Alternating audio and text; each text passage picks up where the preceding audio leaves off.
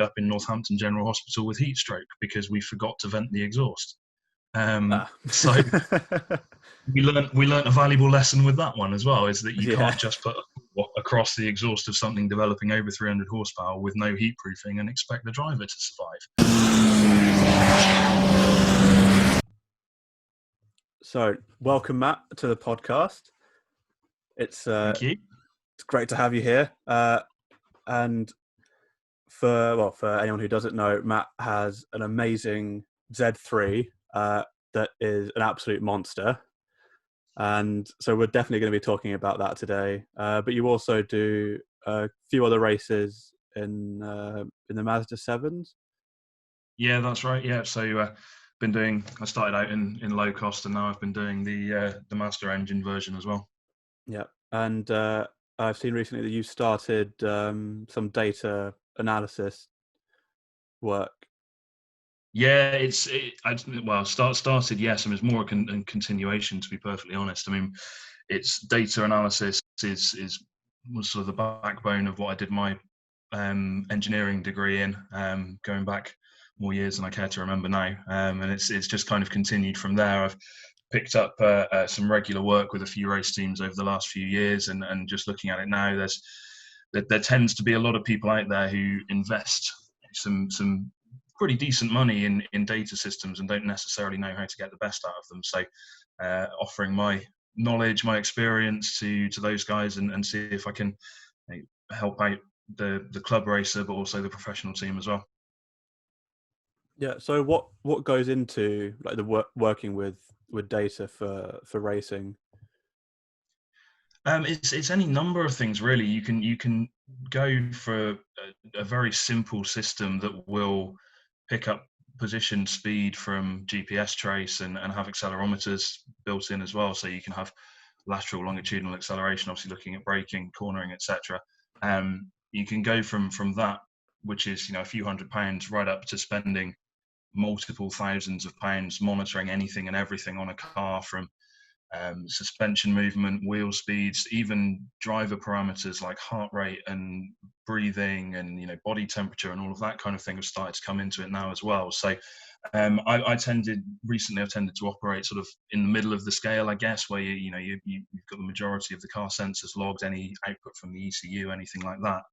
And really the whole purpose of it should be to optimize, to improve, to make sure that both the car and the driver are behaving and operating at the best capacity that they can, and identifying those areas where that they're not meeting that capacity, and then putting that into a language that a race driver can understand, because not everyone can interpret and understand what the data says and translate that into instead of doing this, you do this on the circuit, or instead of this input, you want to input, press the brake pedal this way or input the steering this way. And that's predominantly the work that I do, is bridging that gap and saying, right, well, this nice pretty squiggly line on the laptop screen here tells me that you need to do this with the car instead, and if you do that, we can expect to gain this amount of lap time and that sort of thing. So it's really a translation as much as anything else, to make people understand what their cars and themselves can be capable of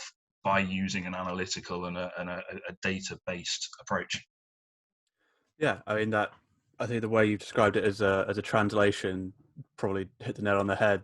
I know it's completely different, but whenever I've tried doing car setup on games or something, I look at it and I'm like, I have no idea what any of this means. Yeah. I read the description and I just look for the part that says more of this means more understeer, more of this means more Yeah. oversteer. And I'm like, right, now I Yeah. kind of understand it. Yeah, and that's the thing, and you don't get those instruction manuals with real race cars, and it's where Yeah. sims are great. It's where race game sims are brilliant, because you can get that knowledge in a fairly realistic, even some of the commercial stuff now, a fairly realistic environment that can actually teach you what a certain change will do. But in reality, it's sometimes even very difficult for a race driver to explain what's going on in a car if their mind doesn't work that way, or if they don't understand it. I've worked with many people who are phenomenally quick, but you ask them to describe the car behavior and they struggle, because they just drive it as fast as they possibly can, and that's great. But you need a method, a mechanism to make it better, even though they might be quick. There's always room for improvement, and data analysis does that. Yeah, I take it it's those drivers that drive by feel, kind of just don't know how to describe it because they it feels something, and you're looking at the data going, I have no idea what that feeling translates to. Exactly. Yeah, exactly that. And quite often, with drivers that I worked with that maybe have that inclination where either they don't fully remember, or they don't, they're maybe their mental capacity is such that they're maxed out with driving as fast as possible. So any kind of memory or their own internal logging, if you like, of what the car's doing isn't really attuned very well.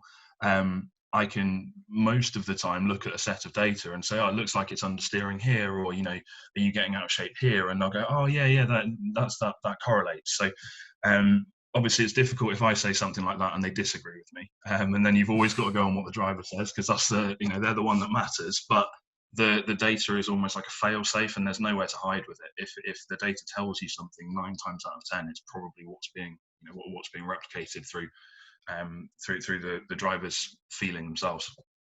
Yeah. Have you ever had a situation where the data's been so strong on something, but the driver's been so strong at the other side, and you've butted heads, but then managed to get them to change their driving style to match the data, and then they've come back and gone, actually, yeah, that was a bit better, or have you not? Possibly not to that extreme. I think if it was at a level where the driver was adamant that what they were saying was the way forward, you've always got to go with that, no matter what the data says, because ultimately that's the person that sat in the car. They're in control, and they know how they will respond to a certain feeling or a certain way that the car behaves. So I think I probably haven't had that to that degree, but if I did, then I would always defer to what the driver's telling me. I might say to them, well, particularly if we've got a test session, I might be able to say to them, well, listen, let me make the change that you're suggesting, and let's go and try it. And then if we make the change that I'm suggesting, give me an honest run and we'll see what happens.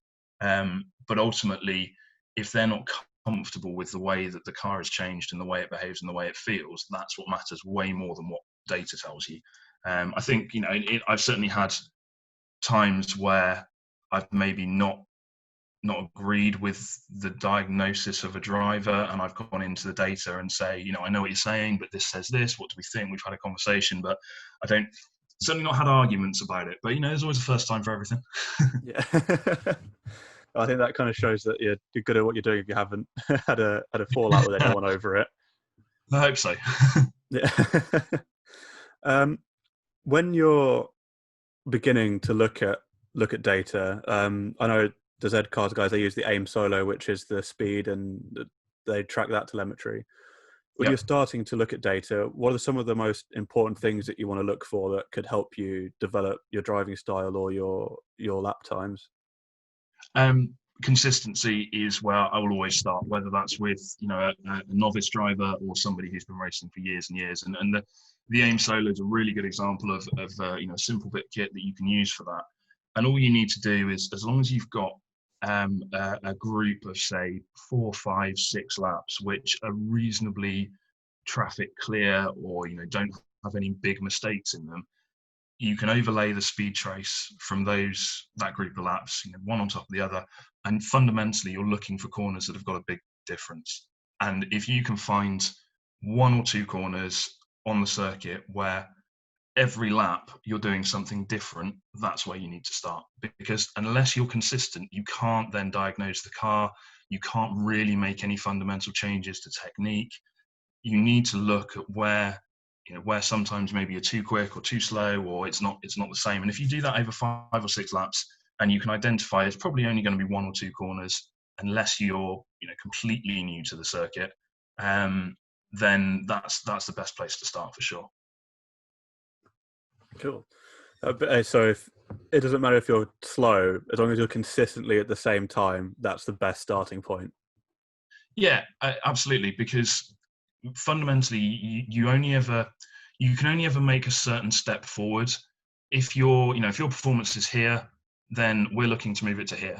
If it's starting that it's if you're 3 seconds off the quick guys, 3 seconds off the lap record, we're looking to move you to 2.5 seconds off the lap record. If you're 0.2 off the lap record, we're looking to move you to a tenth or under the lap record. But you can't make those jumps. You can't go from 3 seconds off the lap record to suddenly going quicker without some really major fundamental things. So if you're consistently slow, in inverted commas, but you are consistent, then you've probably reached the limit of your ability and understanding of what the car is capable of doing, and that's when you can move forward. But until we get to that point, you could randomly fluke a lap that might be, a second, 2 seconds quicker, and not know where it came from, and that's a really hard thing to engineer. So when you get to the point where you've found your limit in the car, how do you then find more time from that? It's a good question. It's if we take the example of the AIM Solo, which you can get the versions now that will log from ECUs and things like that. But let's suppose that we're just looking at GPS speed and G-forces. Okay, just nice and simple. You should have either the engineer that's working with you or yourself or whoever it might be will have a basic understanding of what the car should be expected to do. So if you're consistently off the pace, but you are lapping consistently and you've reached the edge of that window, we then need to look at, okay, what do we expect from the car that we're driving, and where do we take the next step? And a lot of the time, particularly with people at club level, a lot of it will become driving habits that have come across from road driving. And the place I would always start is, what's your braking like? Because when we're driving on the road, 99% of the time, we are well within the limits of the car on the brakes. If you're cruising up to a roundabout or a junction or a red light or something like that, you don't wait to the last possible second and stand on the brakes as hard as you can and bring it to a stop. Not all the time. Some people might. But generally speaking, you kind of you want a nice, smooth, comfortable journey, right? So it's not going to happen. Whereas on a race circuit, maximizing the input that you can have is vital at all times. So my next step when somebody's reached that consistent level is always to look at, okay, what habits have we got? Typically, your average road car will brake at a maximum of 1G. Okay, ABS will probably kick in on almost all road cars now. Every road car has an ABS system now. And typically 1G is the kind of a limit that the body almost sets, where it feels a little bit unnatural to go over that. But to give you an example, the Z3 that I race is capable of braking at probably 1.6, 1.8 G, really a lot higher, almost twice what you would expect, and probably 3 or 4 times what you would feel normally when you're driving.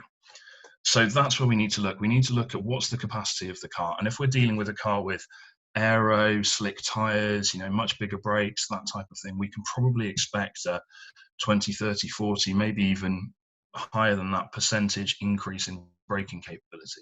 And that translates to cornering capability and that kind of thing as well. So that's my next port of call. And if I'm looking at data and someone's consistently slower than maybe the rest of the field or the front of the grid or whatever, and their braking trace is showing they're probably braking at 0.8, 0.9 of a G, something like that, in the big braking zones. And I'm just like, my immediate thought is going to be, well, how far can we push that? And I'll be asking questions like, okay, have you locked the brakes up, or have you triggered the ABS if we've got it fitted? Have we felt out of control on the brakes at any point? Have we felt that we're not going to make the corner at any point? And typically the answer is going to be no. And then you start to open up this realization in a driver that there's more capacity here. If I haven't felt like I'm not going to make the corner, I can probably brake a bit later and a bit harder. And then you can run through a really simple exercise where you brake at the same point. Let's say we're on a test day. You're out next time, you're braking at the same point, but you're deliberately trying to either trigger ABS or just snatch a brake, maybe a little lock up, something like that, just see what it feels like. Yeah. And then you realize that you've pulled up to the cornering speed 30 yards earlier than you did last time round. And what that does is that automatically opens up this realization and this window of performance in the driver's brain. Well, okay, if I reverse that, I can brake almost that distance later next time around. And then you work towards it. And you reach the next level, you reach the next plateau, and then we go for the next thing. Yeah, I mean I think when I went on a track day, I asked the guys about, what's probably the best thing to focus on to get a faster lap time. I said brake where you feel it's natural, and then try and brake a little bit later and a little bit later and a little bit later, and go with that. Yeah. I think, and I did it at Bedford, but one of the both the hairpins have big gravel traps, so you don't particularly want to miss the corner. But I think like tracks like that where you can hit those big braking zones, and it is a safe track. You're not as worried about sending the car off when you're braking too hard. Yeah, exactly. And you've got to pick your situation. If we look at, I mean, Bedford's a great example where it is probably the safest circuit to play around with things like that. But even if you're looking at real life circuits, if you like, now actual race circuits, Bedford doesn't have a race license. So if we say we're at Donington, going down into Redgate into turn one, you're going to be probably the top end of the highest gear that you're ever going to use. A reasonably quick corner before through the chicane or through the hairpin if we're on the Grand Prix loop, decent length straight. We're going to be carrying a decent amount of speed, but there's an enormous gravel trap. You're not going to hit anything for quite a long way. So if you do get it wrong, you're okay. That I would never ever tell somebody to go up Avon Rise into Quarry at Castle Combe and try this exercise, because the car, you're turning and you're braking at the same time. You've got a very short runoff and a barrier to hit. The car's unsettled. It's super quick. So you've got to pick where you do these things. Ultimately, if we're only racing at Castle Combe and it's the only option we've got, then okay, we need to work on it. But there's other opportunities, out of that first corner, out of Quarry into the chicane. You've got some runoff there. You can go straight if you mess it up. So you've got to be a little careful about how you play with it. But for me, the fact that you can back up that the car is capable of achieving this with scientific proof, i.e. the data, should mean that actually you've got that much more confidence in achieving it. Whereas if it's just, the advice that you got, which is good advice, try and brake a little bit later, you're always, okay, well, where's my limit on that? If I'll try a bit later one lap, a bit later next lap, eventually you're going to run out of capacity again. Whereas if we can base it on science and data and actual analysis, we can probably safely get much closer to the capacity of the car. Yeah, and probably a lot quicker as well, instead of having to figure out and looking at the board and going, okay, I'm going to brake it this one and then just after it and then in between the two. Because it's all, when you don't have data, it's incremental. You just have to, by look and feel, like inch by inch pretty much, isn't it? Yeah, exactly. And you've hit on something there that's very common, but actually produces as much of a problem as it solves. If you're looking at the corner markers, whether that's a 3-2-1 or some bollards or those floppy markers, whatever it is, if you're looking at that, they're inherently on the outside of the corner. Whereas if you're on the brakes, you need to be looking at the apex. And if you're in the braking zone, your eyes need to be looking beyond the apex and searching for the exit. So if I'm in a right-hand corner or approaching a right-hand corner and I'm looking to the left to pick my braking point, I'm already on the back foot. My brain has to then catch up. When I find my braking point and look at the corner, my brain's behind what the car's doing, and that's no good. So it's a real tricky thing for people to master, because obviously visual reference points make a big difference. Of course they do, but you need to.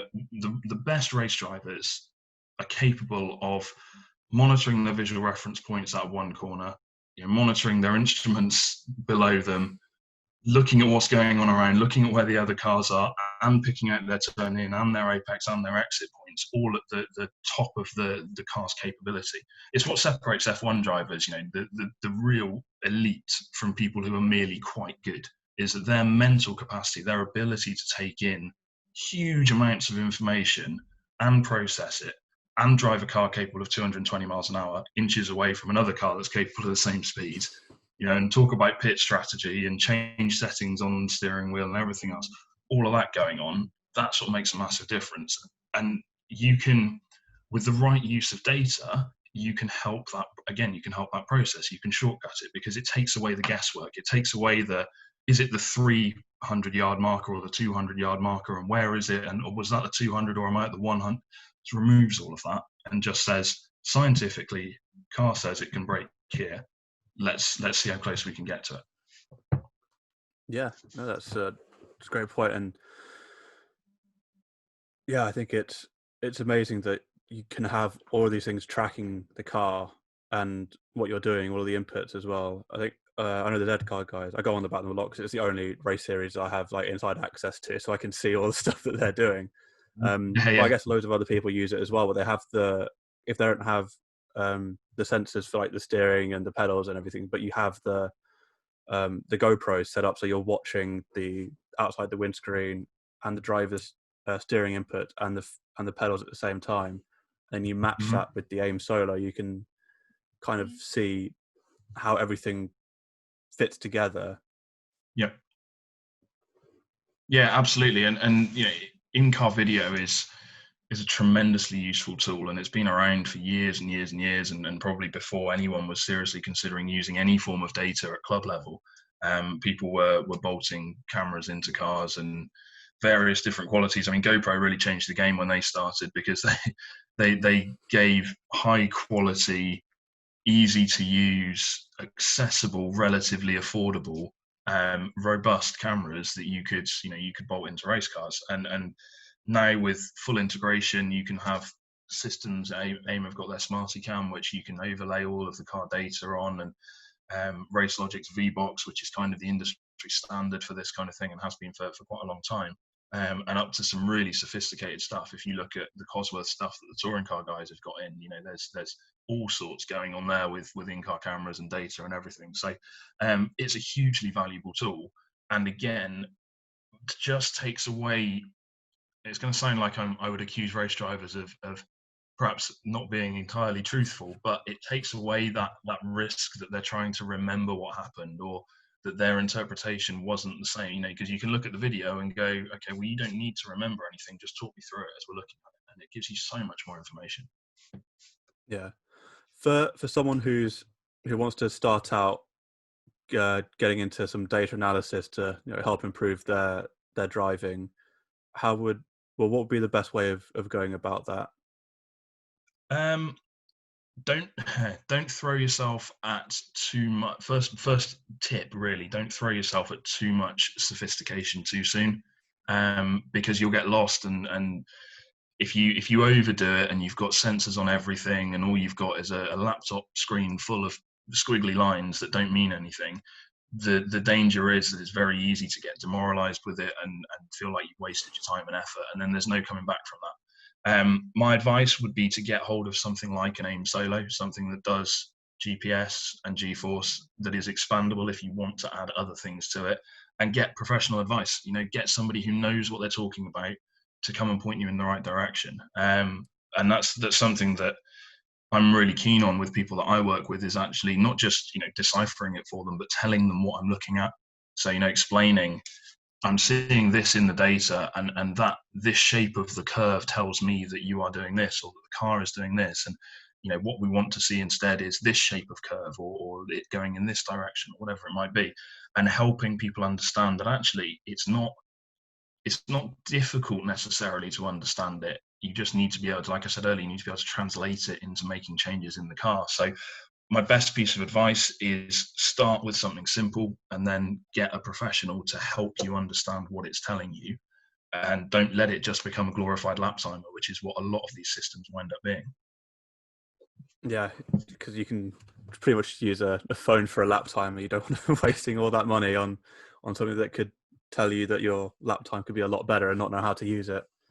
Exactly that. Yeah, they're tremendously powerful tools, and you know, I won't I'd never go racing without some form of data now, because I know that I'll make mistakes when I'm driving, or you know, maybe I'm not at the full capacity, and it's so much easier. You'll spend so much more time, effort, money going testing without a data system or an in-car video, trying to kind of effectively by trial and error to improve, um, and it shortcuts the whole system so much. Yeah, and with that, like, 'cause obviously back in like the 50s and the 60s, the drivers didn't have any type of ways to record it. They'd probably write down how the car felt, or if it was understeer or oversteer at a certain corner. But that whole thing was trial and error back in the Absolutely, day. yeah, definitely. And you know, I think there's a lot of systems these days that, like I say, that overcomplicate things, and if you are experienced and understand vehicle dynamics to a degree where, as a driver, you can articulate what the car is doing, and that's what these guys would have had to have learned how to do back in the day. And the ones that didn't probably got stuck at a certain lap time or a certain pace, and maybe they, as drivers, maybe they were capable of more, but they weren't able to articulate what the car was doing to release that potential. It does make, having access to good quality data does make it easier to shortcut car performance, and maybe even mask a little bit of a lack of driver talent, because they don't, you don't need to be so in tune with what the car's doing. Yeah, I guess if you know what the car can do, as long as you can take it to that level and keep it there, that's all the talent you need for a certain extent of it. Exactly right. Yeah, I mean, I think if you've got a good understanding of what a car's capable of, either because you've been racing a car for X number of years and you know the nuances of it and you know it inside out and what it feels like at the limit of grip everywhere on every circuit in every weather condition, that's 10 years worth of racing that gets you that level of experience, and that is a long time and an expensive way to go about trying to reach the potential of a race car. And it's different, because for a club level racer, someone like the Z Cars guys or the Master guys that I'm racing with, or even the guys in Club Enduro where we race the BMW, I think the majority of those people, it's a weekend hobby. Of course, they just want to go out and have fun, but it's a lot more fun when you're going really quickly and you're winning stuff. So it's applicable. It's applicable even to maybe those people. And I commonly hear people sort of saying, "Well, I don't have the budget for a data system," and that's fine. That makes sense. But if you're then spending the same amount of money that something like an AIM Solo or something simple, if you're spending the same amount of money on one more or two more test days and not going any quicker because you've reached the level and you don't understand how to go any faster because you've got nothing scientific telling you, then that's a false economy for me. And it's hard to convince people of that sometimes. But there's a reason why professional teams invest a huge amount of money in data acquisition, and they will log anything and everything that they possibly can that might give them an edge. And it is available to the club racer. Yeah, I think that's quite a big point you bring up, that the big teams are putting loads of time and effort in data, in data in general. Outside of motorsport and racing, for work, I know that there's a footballer, young Brazilian, Rodrigo Goes, who he was scouted by Liverpool and a couple other big clubs, but they didn't take him. But Real Madrid did. And the reason they took him is because of the data. So, he might have not scored that many goals, or his assists might not have been successful ones, but the data said every time that he hit the ball with his left foot, it went to the player who ended up not scoring the goal. But it went there, it was accurate, and it was consistent. And so I guess it's the same thing in motorsport. You have that data which can, especially at that, it's fractions of a second that the data can pick up on and help improve the driver and the car. And that's how, I guess, they make their choices. Absolutely. And it's about those tiny little details, and even, again, equating it to something at club level, whether it's like your guys with the Z Cars, for example, if they're running AIM Solos, people will focus on like one big chunk, if that makes sense. So kind of, where can I find a second, and they're looking at this, trying to find a second. But if you find a second over the course of a race, okay, great. But if you find 5/100ths of a second in a corner, if we're going down to minute detail, right? If we find 5/100ths of a second, and look at a circuit like, I don't know, Cadwell Park, that's got 13, 14 turns on it, okay, and we find 5/100ths of a second in every single one of those 13, 14 turns, before we know it, we find a serious chunk of time. And if we're doing that over the course of every lap, and then it's a 20-minute race, all of a sudden you've got I mean, I really should have picked a number that meant I could do the maths in my head. But all of a sudden, you've got a serious lap time advantage that might be the difference between being second and first. It might be the difference between being 10th and on the podium. And you can't get that level of detail just from feel and practice and trial and error. It's got to be more scientific. And your example with with the footballers, it's exactly that. They pull so much data, and whether it's because people get an opportunity to play for a club they wouldn't have done otherwise, or just little small details that can make a huge difference. Liverpool employed a throw-in coach this season, and I'm sure that their 20-point lead in the Premier League and apparently about to go on and win it when it all kicks off again isn't because they employed a throwing coach. It's not that one thing, but I bet that he or she had a positive influence that had a knock-on effect that was added to something else and something else that's given them that advantage. Yeah, it's just the tiny improvements add up. Yeah, exactly right. And you can, you sit in it on a different scale. You'll see it all the time where if if a driver or a car is dominant, it's often suspicious.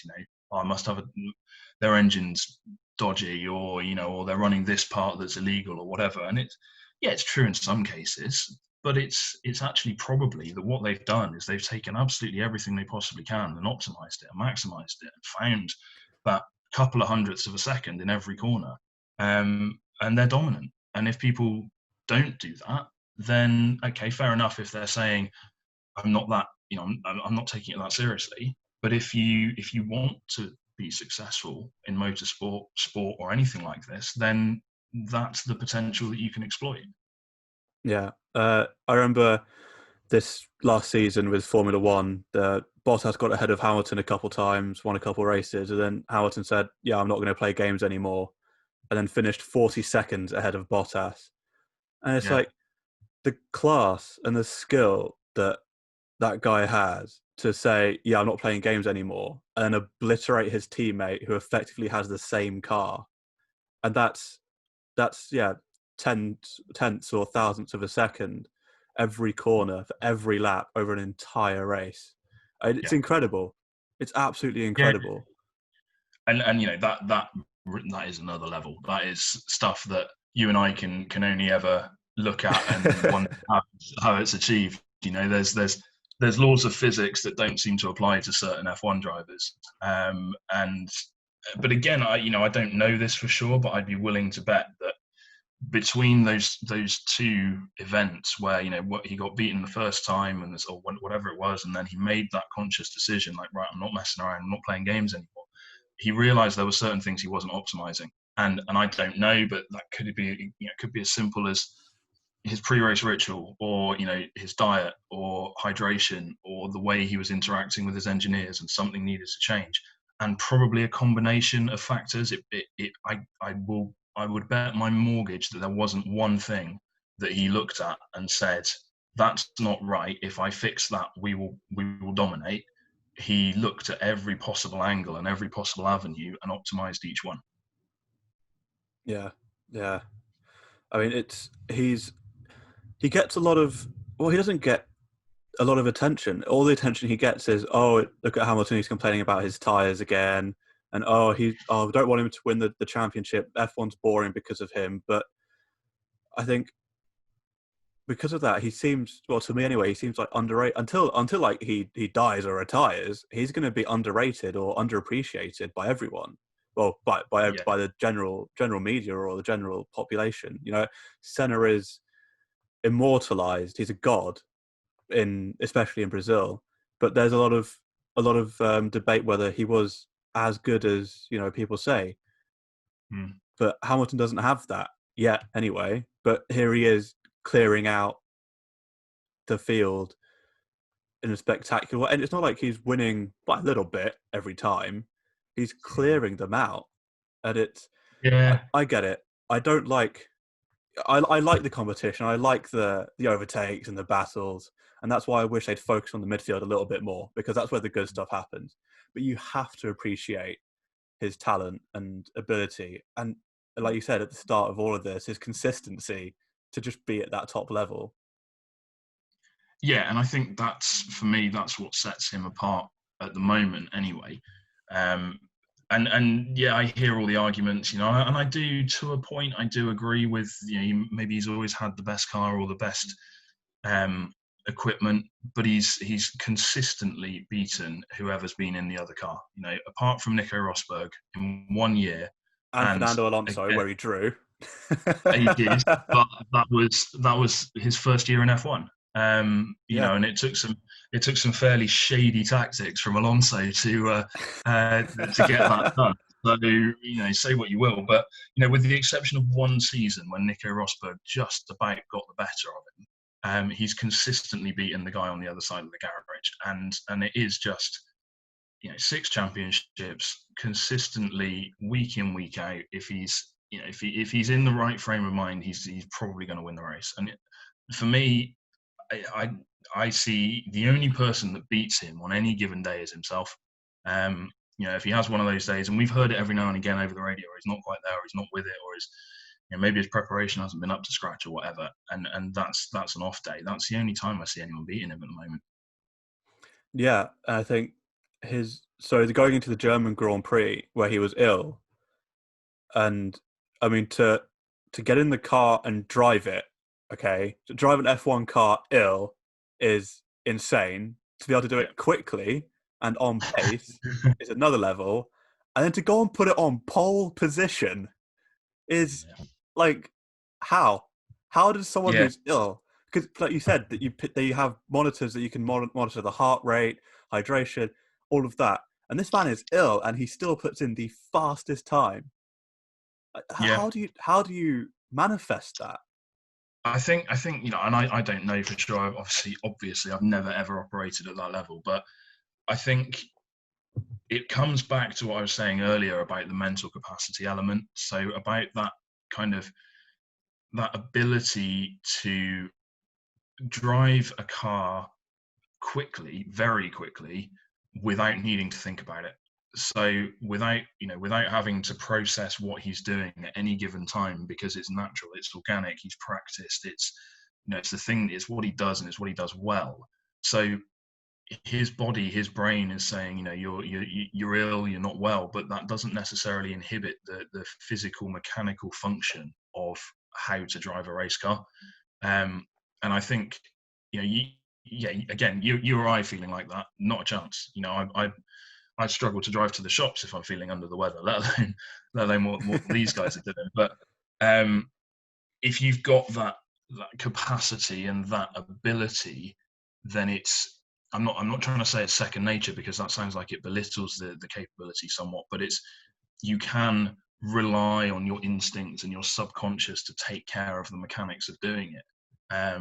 And maybe if we had access to the pre and post race briefings from the Mercedes guys, or maybe we had access to the full race radio, maybe he wasn't able to give the level and depth of insight and um, the strategic discussion or the feedback on the car necessarily, because he probably that capacity would have been inhibited somewhat. But the actual mechanics of physically driving the car, that comes from way beneath a conscious mind. That's just what he does. That muscle memory that's just there. Yeah. To an extreme degree, I mean, muscle memory is one thing, but it is fundamentally that, and it's something, again, to bring it back sort of to the level that I operate at. It's something that is often overlooked, and I try and work very hard with drivers that I'm coaching or people that I'm engineering, to help them understand that if they think, you know, if when I get to the 200, the 200 yard marker, then I'm going to brake, they're never going to get the capacity out of the car. Because if you have to think that, you're already behind what the car's doing. You're already one step back. You need to be proactive rather than reactive in what you do. And these guys in F1, Lewis Hamilton and all the others at that level, they would never ever look at a 200 yard marker and think, right, I'm going to brake there. They might be able to describe it afterwards. They might, when they do that whole SkyPad thing and they're comparing the laps, they'll probably pick out reference points for the benefit of us watching at home. But I guarantee you, it's not a conscious thought when they're in the car. Yeah, would you say that they just kind of just know where it is. They know that the car's positioned here. I can feel that it's at this speed. The apex is over there, and they just know where to brake. They just know when to turn in. Yeah, it's to say it's instinctive, I think is probably a bit flippant, but that's, it's the best description I have for it. It is an instinct. It is a feeling. It's why at all levels people perhaps get stuck at a certain lap time, because again, and if we bring it back to what we were talking about earlier about the use of data, people will get out of a race car and say that's as fast as I can make that go. And you'll look through some data and say, well, yeah, okay, but the car is capable of doing this. And if you apply this, or if you change this, or if we look at this entry speed or this braking point, whatever it might be, you can then change the perception of what that person thinks that car and themselves is capable of. And that's the key to going quicker. And that's why consistency is so important, because if we haven't consistently hit a barrier, we can't go beyond it. Yeah, no, that's a great point. Yeah. So I want to change the conversation from data to your Z3 monster car that you have. Yeah. So when I first heard about it, I was like, okay, this is awesome. Someone's turned a Z3 into a proper race car. But then my second thought was, well, okay, one person's done it. Why haven't other people, done it? Maybe it's not a successful like chassis. Maybe it's not the best one to go with. You've got Porsche Boxsters that are very common, and then you don't really see many Z3s out there as race cars.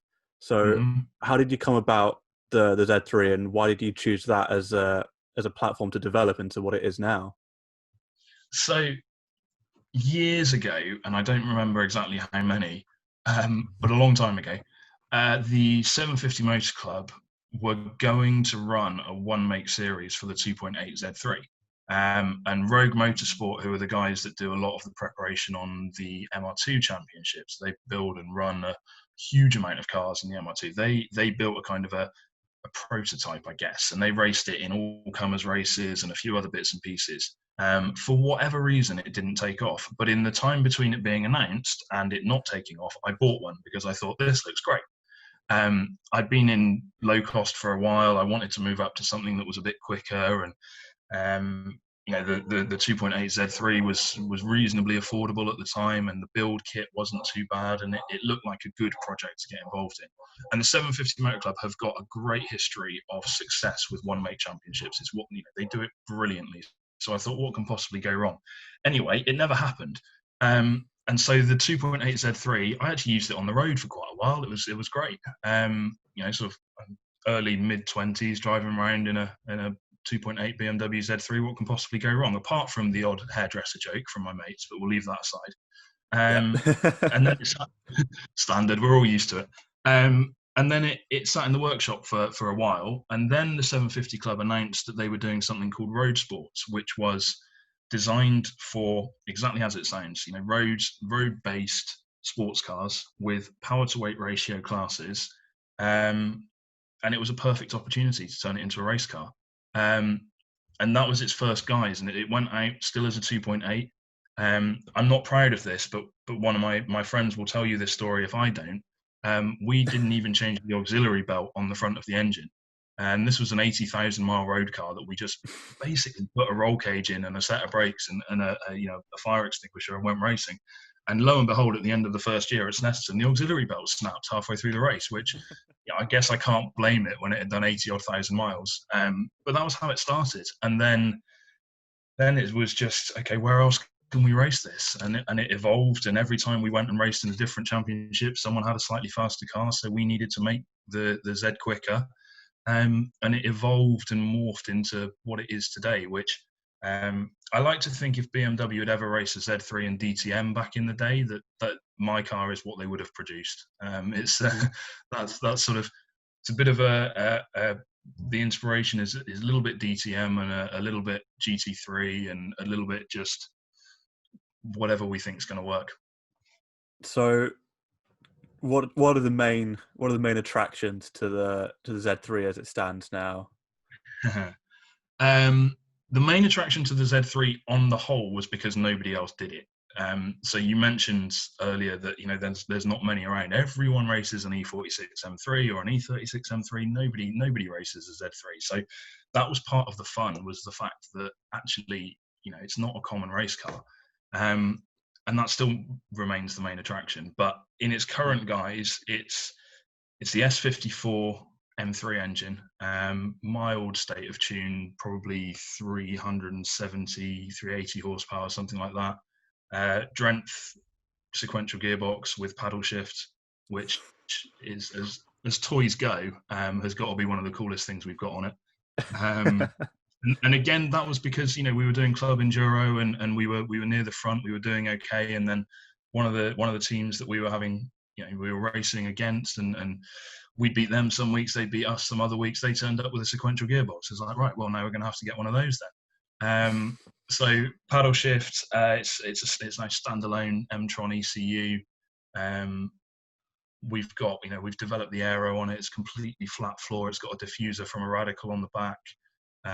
It's got a enormous rear wing that's completely bespoke mounts, adjustable mounts fitted on it. It vaguely resembles a Z3, but it's it is somewhat evolved these days. The front grills are still there, so yeah, but even the front end, the front end is now wider than it was as standard. We've got a much wider front end on it, which was to accommodate the wheels and tires, because it's now 18-inch with 18-inch diameter with 10-inch wide wheels on it. And they stuck out quite a lot from the standard arches. So yeah, it's definitely evolved. And how is it so driving it back when you started to driving it now, it's completely different car. I mean, there's probably no resemblance to how it used to feel. No, I think it's always been a surprisingly agile car, even when it was basically a road car with a cage in it, and it was sort of 1,300 odd kilos. It still felt good, and I think the Z3 have got, as a general rule, they've got a slightly unfair reputation. And yeah, they're perhaps not as rigid as a Boxster or an MX-5 or something like that as a road car, but relatively easily you can get that rigidity back. And handling wise, it doesn't feel hugely different to a few years ago. The main difference has been the addition of the aero and getting it's got a fully flat floor on it now, so we do get some reasonable effect from the aerodynamics, and that's probably made the biggest difference. Yeah, how there's a lot of you can get a lot of kits or aero stuff to put on the Z3. So when did you decide that aero would have the biggest impact on your Z3, and that made you decide to put it on? Pretty much from the start. So the rear wing and the front splitter have been on since day one in slightly different guise, but they've there's been a version of them on there from day one, and I think part of that was taking inspiration from what you see with, say, like the Z4 GT3, something like that, for example, but also a little bit of working knowledge of what should go onto a race car, but also knowing that maybe it didn't have the best reputation for handling, and thinking, okay, well, what practical, easy mechanisms can we have to try and improve things? And then it, again, like everything, it evolves, it develops, and it was, we built a diffuser for it out of aluminium, which works pretty well, but was never going to be perfect. And then looking at options that were available and what fitted and what we could integrate with the floor and everything else, using a Radical diffuser, by coincidence, it happened to be a perfect size. And so that went on. And then the first time we ran a flat floor was at Silverstone a couple of years ago, and I wound up in Northampton General Hospital with heat stroke because we forgot to vent the exhaust. So we learned a valuable lesson with that one as well, is that you can't just put across the exhaust of something developing over 300 horsepower with no heat proofing and expect the driver to survive. So part of it was sort of deliberate, part of it was accidental, and part of it was enforced by health and safety as much as anything else. Yeah.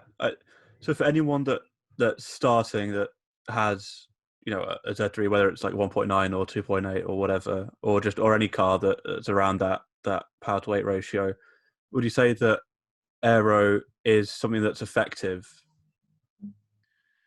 Yes, but I wouldn't start with it. There's so much more that you need to look at. So to give you an example, when we first run our car in slightly longer races, only 40-minute races, so we're not talking about major endurance or refueling or anything like that. But it had all the aero on it, or a version of all the aero, but it cooked the brakes.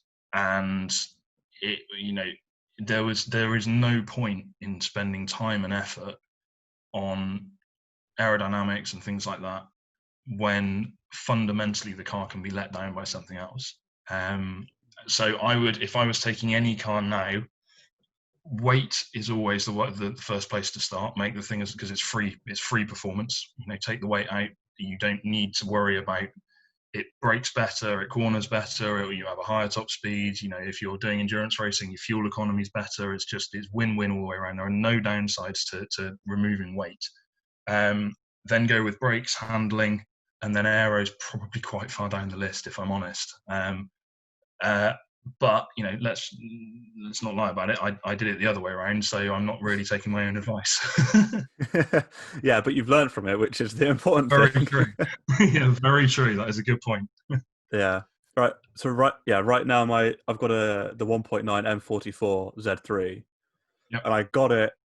No service history, so it was like 120 something miles on it, and it was kind of like let's just go for it, because I wanted a new car. I was showing my dad stuff. I like this car, but I wanted the Toyota MR2.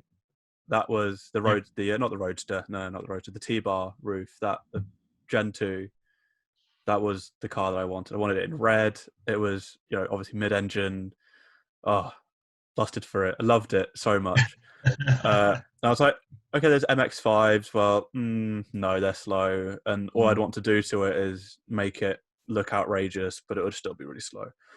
And then the other thing, my mum had an SLK at the time, but I can't have the same car as my mum. I wanted something a bit different. Didn't like the look of it. And S2000's way too expensive. Brilliant looking cars. I've heard that they're amazing. I've seen them up close. They do seem really cool, but obviously that's way out of my budget. So just okay. Well, what does BMW have? Oh, they've got the Z4. A bit out of budget as well. So what else do they have? The Z3. Yep. So we're just looking at it, found the cheapest one on eBay pretty much, and got it. Fair enough. It's had quite a bit thrown at it to keep it going, but for me, it's the process of learning how to work on the car that I'm really enjoying. So my first car was a 206. I wanted to lower it. I wanted to paint the calipers and do all sorts of stuff to it, but it was just kind of like, well, didn't really have the money to do it, and because your first car, just let it be done properly and whatever. You don't need to be messing around with it. But now that since I got my Z3, and the forum as well is amazing. You put up a problem on there. You're either offered parts, you're offered help, or you're offered come to my garage and we'll sort it out for you. And that's how I've learned. First learned with a front suspension that had snapped, so now I know how to do the front suspension. Changing brake pads at the front, calipers. I've upgraded from standard to vented 2.2 caliper and pads and discs, and I painted them red as well. There you go. So very happy with that. Then the next thing I did was, I think that the best job to do on the Z3 is the rear coil springs, because it's take out the rear shock bolt. And then get a friend to jump on the rear mount. And that was, my dad didn't want to do it to start with, but then when I showed him on Pelican Parts that they said do it, he was like, okay, fine. It is about the only way to do it. Unless you want to drop the entire subframe off, that's probably about the only way of doing it.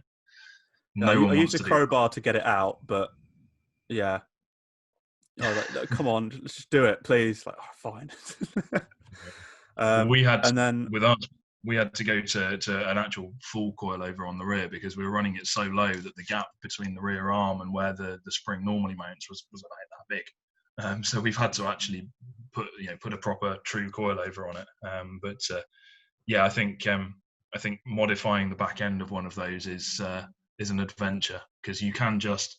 I think the easiest way, a lot of it, is to just drop the whole subframe off the back and pull off what you need and bolt it back on again. But probably more time and effort than most people want to go to. yeah, I had to redo the rear brake pipes, which I did a bit wrong.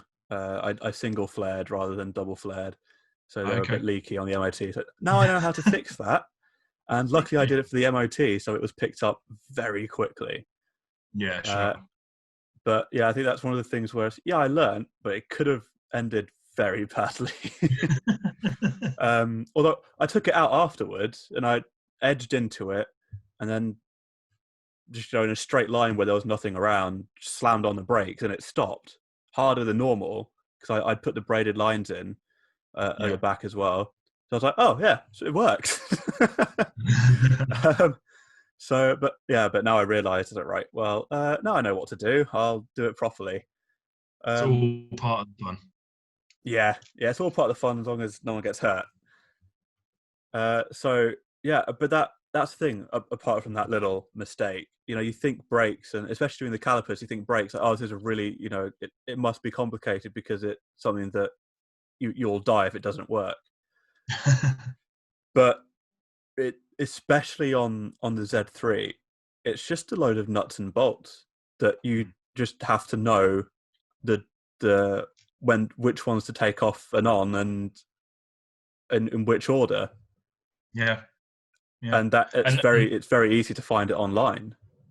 absolutely, there's and like you mentioned earlier, the community around the Z3 is fantastic. I mean, the forums that exist and the people that are on there, tremendously helpful. I had loads of input from those guys when we did ours, and sounds like you've benefited from the same. But there's always a YouTube guide for stuff, and you're absolutely right. As long as you put things back on in the order in which they came off, you can't go far wrong.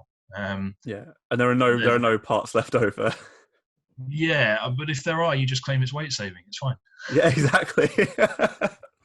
Yeah, I did my first major bit of weight saving. I took the spare wheel off and the cage, which wouldn't have done me any good if I did have a flat, because it's the original from the United States. Okay, right, yep.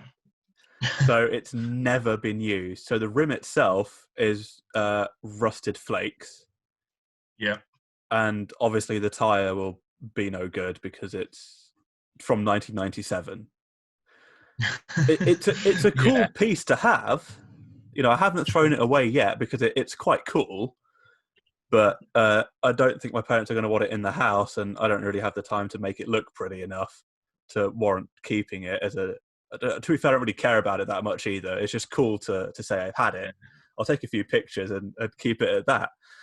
But yeah, that's the first major weight saving. Second thing will be the passenger seat. Yeah. The seats on these are surprisingly heavy, especially with all the electrics under them. Yeah, I've had the passenger seat out as well. I had to change the bushes on it because it got to the point whenever I hit the brakes, the passenger would fly forward and then go back. So I was like, right, I have to change this, and so I've had it out in and out a couple times. So yeah, I know they're not easy to work on. They're a bit hefty. Yeah, I had quite an adventure doing that. I didn't have the right size torque screw, so I managed to jam in the opposite end of a 40 torque 40, and that fit in enough to be able to grab the inside and undo it. So I was like, well, it worked. Yeah, nothing wrong with creative improvisation. I not that I should ever admit this, but I once took the wheel bolts. I had a Boxster for a little while on the road, and I didn't have the locking wheel nut adapter for it. But it just so happened that with an application of an 18mm socket, that it was surplus to requirements, and a fairly large hammer, I could make my own locking wheel nut remover. So yeah, you have my sympathy. Yeah. If it works, it works. You can't really Absolutely. Yeah, can't really nothing wrong with complain. that. No. Yeah. So yeah. So how long have you been racing for? How did you get into your low cost stuff? So I've been racing for, where are we now? Probably about 18, 19 years. I actually had a race license before I had a license for the road, which is, and this is back before the days of like the junior saloon car and Ginetta juniors and all that kind of thing.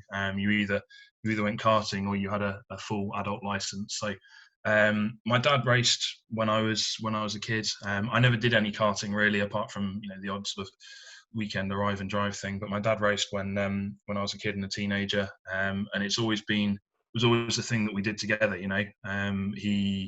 He raced did pretty well for a few years.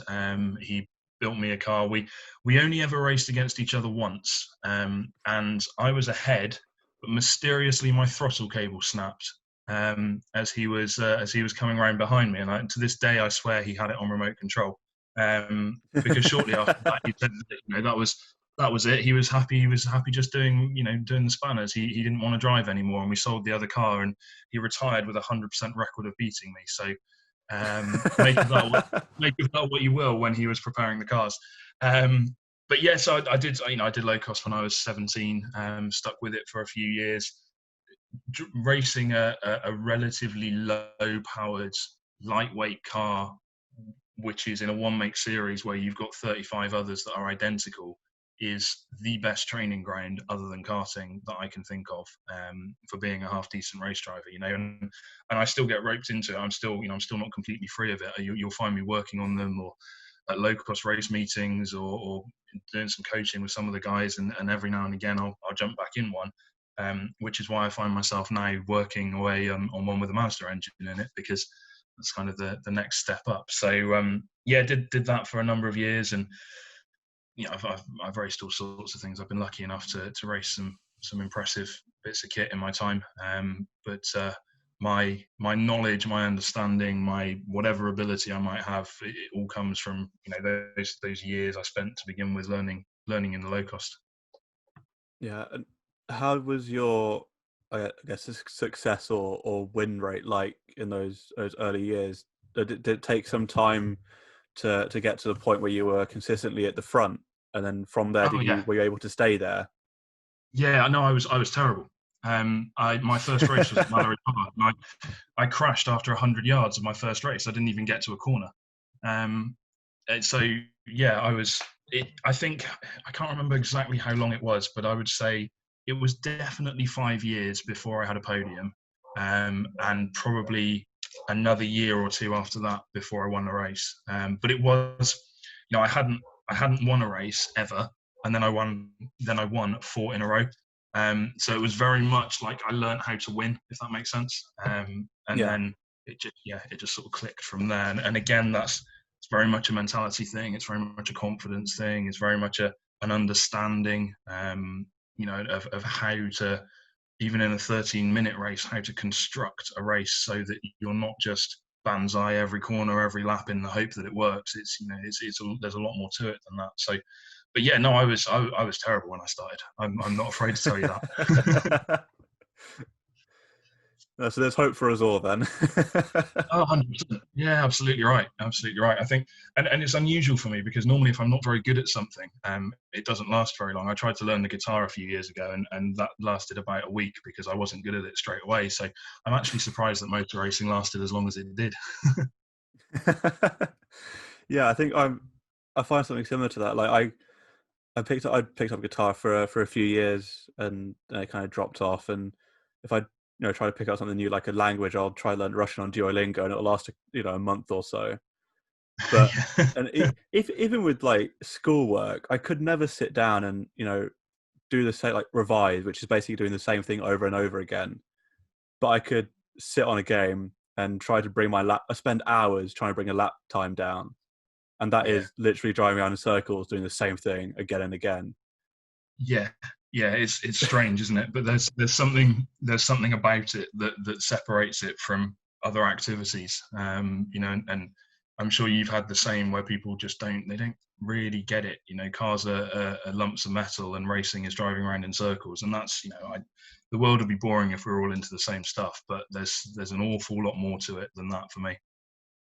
Yeah, yeah, there is. I think one thing for the motorsport, especially which makes it stand out from other sports, is the danger of it. Mm. Where that's part of the thrill, and it kind of what separates it. I think that with other sports, with anything, um, the science behind like golf, people say, okay, it isn't really a sport, but to be able to the archetype for golf is I can hit this ball with a stick over a distance and get it into a hole. The archetype for Yeah, tennis is I can hit this ball over a fence to make you not get it. But as it's developed into a a sport and a competition, the science of it is so incredible. Like you, it's not about I could hit it and beat you now, or I can hit it further than you. It's the feeling in your body, if you stretched or not, will make a difference. And it's exactly the same in motorsport. We're talking about finding hundredths of a second or thousandths of a second. If you're hydrated, whatever. If it's the same for every sport to at the elite level, I think it's really fascinating. The science of elite sports is quite cool, but I still yeah. think motorsport's the best one. Yeah, I completely agree.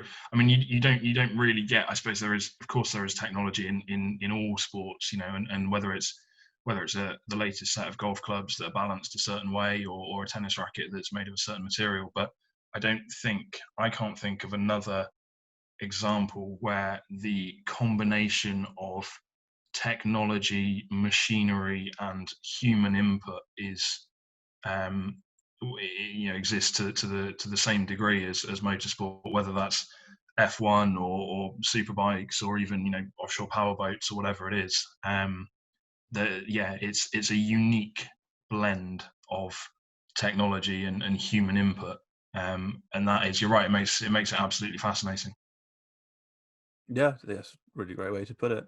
Um, so I want to get into F1 a little bit. Do you follow it that much? Yep, Yep. absolutely. Oh, cool. So let's start with the great news. We've got 8 confirmed races for Yep. Europe. Are you excited for Austria race 1? I am. I'm intrigued. I am disappointed that they didn't go through with running Silverstone backwards, though. I thought that was a great idea. But that being said, still very much looking forward to round one. Yeah, I think the problem with running Silverstone backwards is going full pelt into Cops backwards, where you're going into a grandstand. Yeah, yeah, That's yeah. that. I think that was the issue. What I would like to see is at the second races a reverse grid sprint race qualifying. Mm. That I think would be really cool, just to see how it works. Just to see, I think that would be really interesting. Yeah, I think we'd all like to see something like that. Whether or not they, I think this is the thing with Formula One is most people accept that Formula One is a show. It wouldn't exist without people like you and I um, being into it and watching it and paying money to be part of it, whether that's going to the events or a Sky subscription or whatever it might be. But I get the distinct impression that perhaps the people in Formula One, or a lot of the people in Formula One, don't necessarily appreciate that to the same level. So as much as I'd love to see it, and I do agree with you, I think as a spectacle it would be amazing. I think it will struggle to have any longevity, even if they do it as a trial. I just don't see it Yeah, lasting, if I'm honest. yeah. I think the only team that well, the team that blocked it was Mercedes on the basis that we've got a championship to win. We don't want to mess around trying to fight through the back of the field, and that's Yeah, not the way that F1's been working. So why should we put our championship fight on the line for that?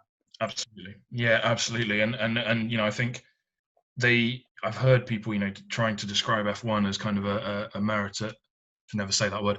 Meritocracy. You know what I'm saying. Meritocracy. Yeah. Meritocracy. Thank you. Thank you. I needed your help. And I can definitely see the argument for that. If you're successful, why should you then be penalised?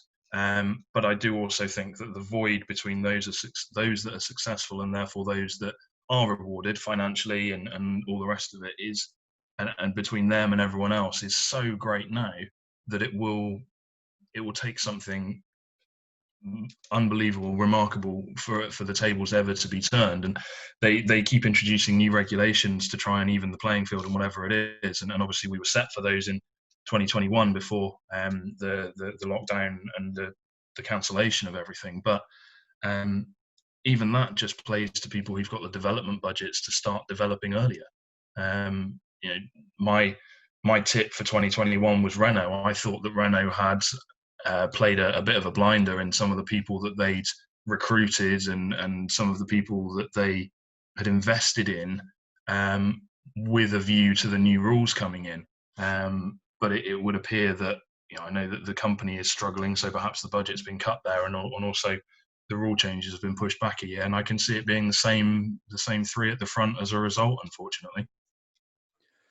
Yeah, I mean they've got an extra year now to work on it because the 2021 cars are going to be fundamentally unchanged. They might have maybe another update or maybe a couple other updates they're allowed to do for the next season. But yeah, those big teams will be able to put a lot more effort then into the development, which is a shame. But you're gonna it's a sport, it's a competition. You're gonna do everything you can to win at the end of the day. Absolutely, yeah. And when the business element of it is, in my opinion, rightly orientated around who is successful, then it makes the most sense for people to put as much as they can into winning. Because if they, it becomes exponential. If they spend more, they win more. If they win more, they receive more, so they're able to spend more, so they can win more. It's the way it goes. And I hear and I understand the smaller teams or those further down the grid wanting a slightly larger share of the the prize fund and all the rest of it, and some of the other sources of revenue. I know it's not all just prize money; some of the other sources of revenue that go into it as well. But if you base the income on, say, advertising revenue, the cars and the teams that receive the most exposure and therefore the most income from advertising are the guys at the front. So you can't then distribute that evenly to the guys at the back who aren't being shown on TV or publicity or media, or because it no longer becomes fair, in inverted commas, to do so. But I don't know what the solution is. Yeah, I mean that's one of the things that I know Carlos last year was complaining about, that he was making moves and overtaking, and there were great battles in the midfield that were never shown because they were just focusing on, Lewis Hamilton's got a 10-second lead, here he goes round, here's Vettel now behind him. But in the midfield and even at the back, there are drivers swapping places, overtakes. They're really battling hard, and the front are just kind of going along as they normally do. But then they're at the front, so you have to show them on TV, which...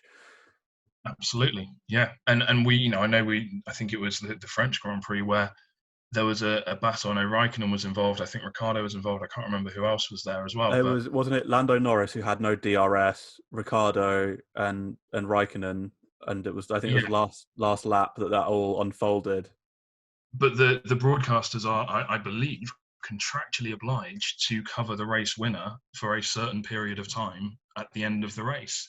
Watch them cross the line. So as viewers, as race fans, as enthusiasts, what we wanted to see was, was Kimi Raikkonen off the track when he overtook them? Did Ricciardo get past Norris? We got a glimpse of it, but then they had to cut away to the front of the grid, and I understand that.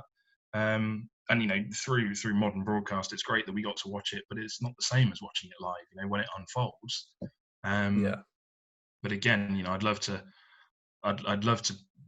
understand the meetings and the conversations that these guys have about this stuff, because I'm sure it would give us a lot more depth and understanding of why the decisions are made the way that they are, because to us it just looks frustrating when there's a great battle going on and all of a sudden we cut to one car by themselves crossing the finish line, or the personal favourite of mine, which is the cut to the pit lane. We're watching a battle and all of a sudden we've got on screen 6 mechanics sat watching the same battle that we were just watching, and now they're watching themselves. So yeah, that's a particularly frustrating one. Yeah, I know what you mean. Those ones are. I mean, it's nice to see the pit crew and the garages and stuff, but yeah, in the middle of a battle, it's not great. No. What do you think of the driver market? All the driver changes that happened. It blew up when Vettel and Ferrari announced their split, and there was suddenly a massive rush for Sainz and Ricciardo. So that was all dealt with, and then everyone was speculating for the Renault seat, and now that's gone very quiet. What do you think about the whole situation? Yeah, suspiciously quiet. I mean, I think I don't. It's a strange one. I hear a lot of, and I read a lot of press about Sebastian Vettel, and no doubt, last 2 years were not his finest by any stretch. He dropped the ball when he crashed in Germany, and then just seemed to fall to bits after that. And Leclerc is quite possibly one of the most impressive drivers to come into the sport, in my opinion. I will probably get a lot of people disagreeing with this, but I would put him above Max Verstappen in terms of ability at the minute. Just from from my own that's quite observation, controversial, but that's tremendously controversial. I'm aware, but I think having with Vettel leaving was it? I was about to say it was inevitable, but I can understand why the contract talks would have broken down if he wanted to be a number one driver, and they've got to support Leclerc because he's the future for sure. And then all kicked off after that. Personally, I would love to see Fernando Alonso back at Renault, but I don't know whether or not they would be able to give him a car that he'd be happy with. And does he want another McLaren episode? Absolutely not. He's probably made some of the worst career choices of a top line F1 driver in terms of the teams that he's gone to at the times he's gone to them. So does he want another one of those on his CV? Does he need to? Absolutely not. He's still widely regarded as one of the best drivers in the world, and he doesn't need to risk tainting that anymore. So failing that, I'd quite like to see them promote a junior or two up. There's some quick guys in the junior ranks at Renault, and I think it would be great to see another young, cliched phrase, but young, hungry kind of person on the F1 grid that can give some established people a run for their money.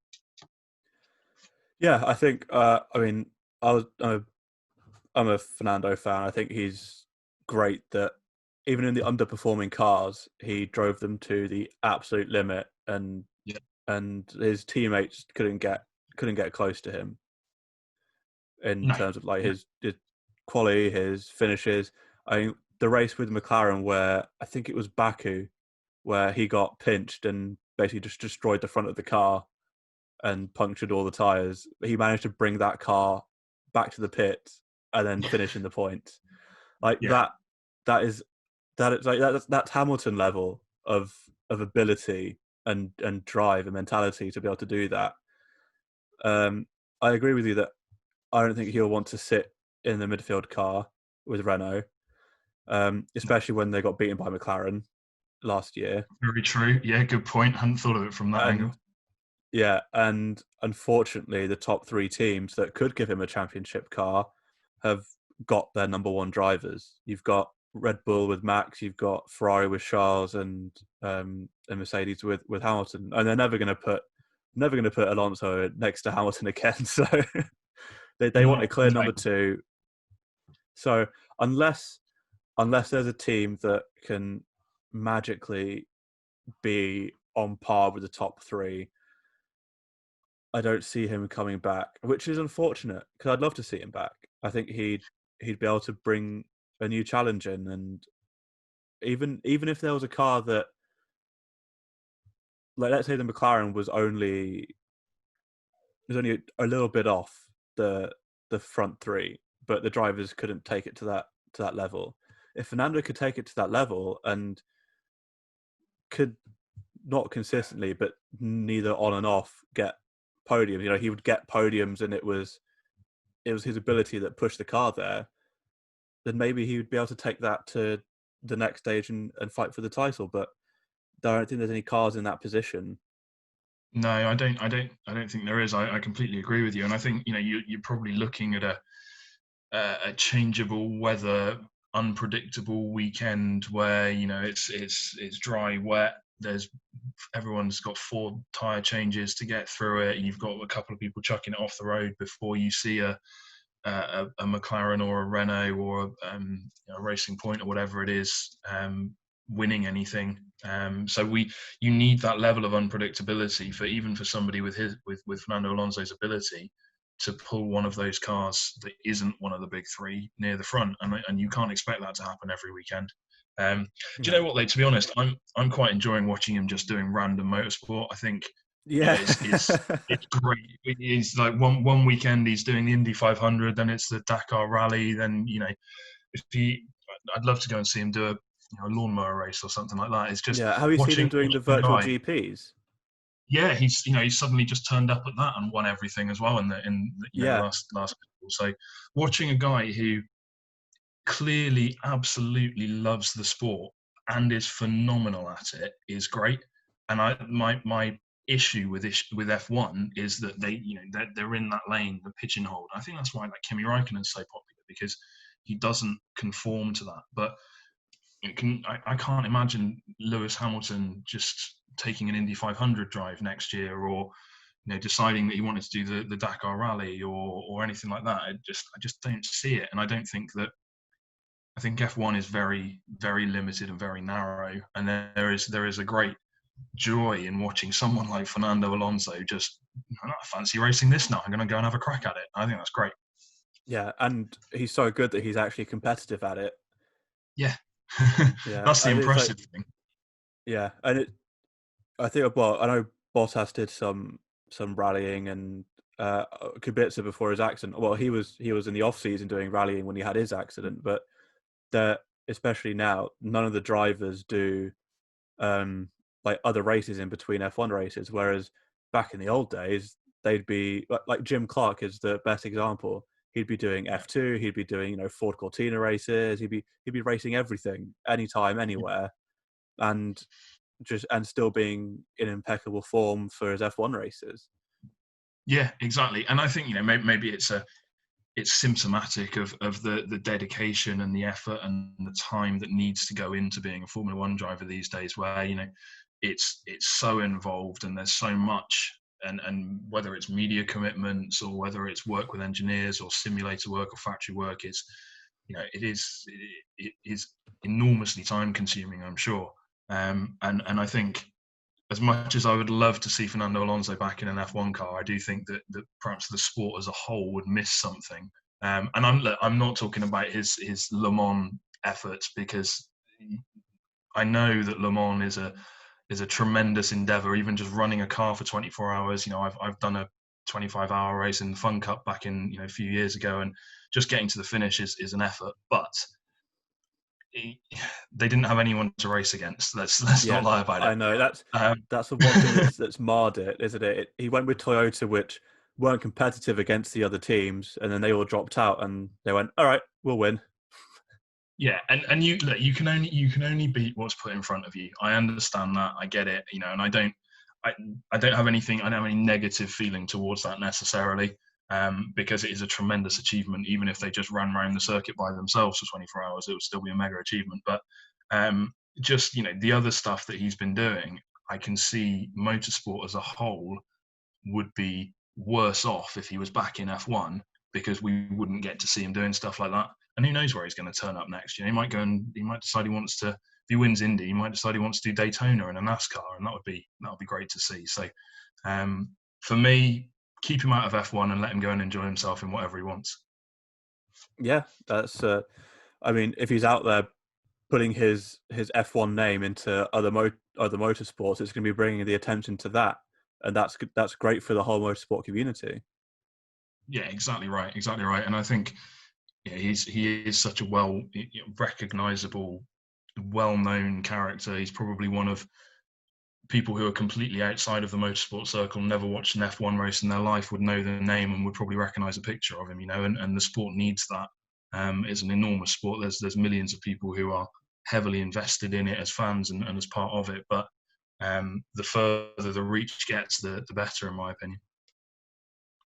Yeah, and yeah, I mean, I'd love to see him competing in F1, but I think your point about him being outside is really cool, and he should. I mean, yeah, his ability obviously it's there. He was winning the Indy 500 before his Honda blew up.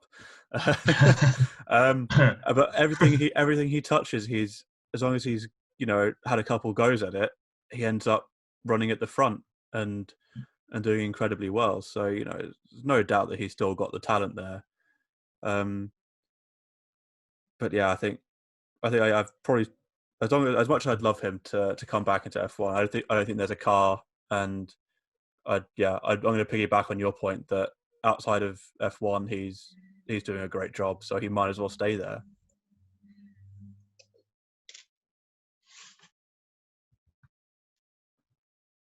Do we still have you? Your image is frozen.